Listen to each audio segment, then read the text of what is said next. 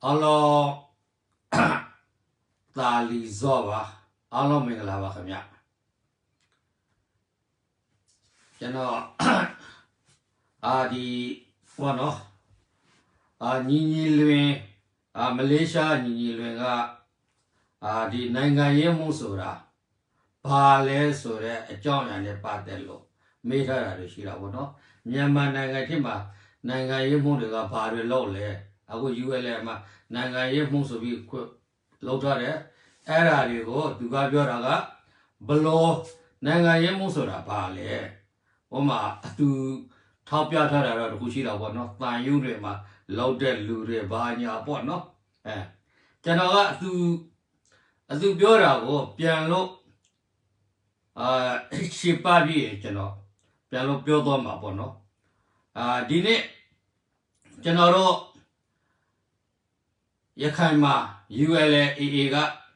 ဖွေးစည်းထားတဲ့နိုင်ငံရေးမှုဆိုတာနော်သူမေးထားတော့ဗောနော်နိုင်ငံရေးမှုဆိုတာဘာလဲဆိုတဲ့အကြောင်းအရာနဲ့သူမေးထားတယ်အဲ့ဒီအပေါ်မှာကျွန်တော်ကဖြေကြားသွားမှာဖြစ်ပါတယ်နော်နိုင်ငံရေးမှုဆိုဒီမှာနိုင်ငံရေးနဲ့စည်ရေးလှုပ်ရှားမှုများအတွက်အထူးတာဝန်ထမ်းဆောင်တော့ခေါင်းဆောင်တူဖြစ်ပြီးအထူးသဖြင့်တော်လှန်ရေးစစ်တပ်သို့မဟုတ်နိုင်ငံရေးပါတီများတွင်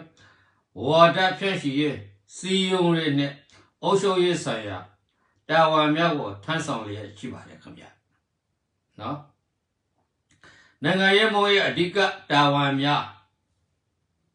နံပါတ်1ဝါဒဖြန့်ချီရေးနဲ့စီယုံတွေ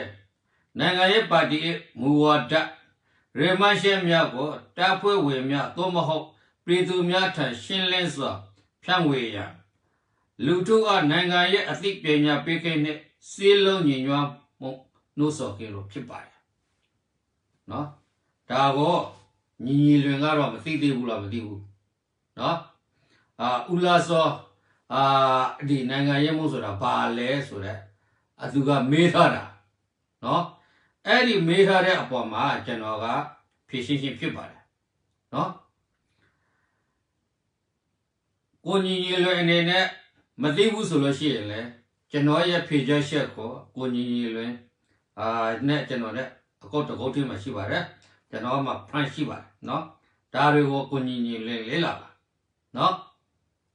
နံပါတ်1စစ်ရေးနဲ့နိုင်ငံရေးလှုပ်ရှားမှုများကိုညှိနှိုင်းခြင်းတော်လှန်ရေးတပ်ဖွဲ့ဝင်များတွင်စစ်ရေးနဲ့နိုင်ငံရေးလုပ်ငန်းဆိုင်များအောင်မြင်စွာပေါင်းစပ်ဆောင်ရွက်နိုင်ရန်ကူညီ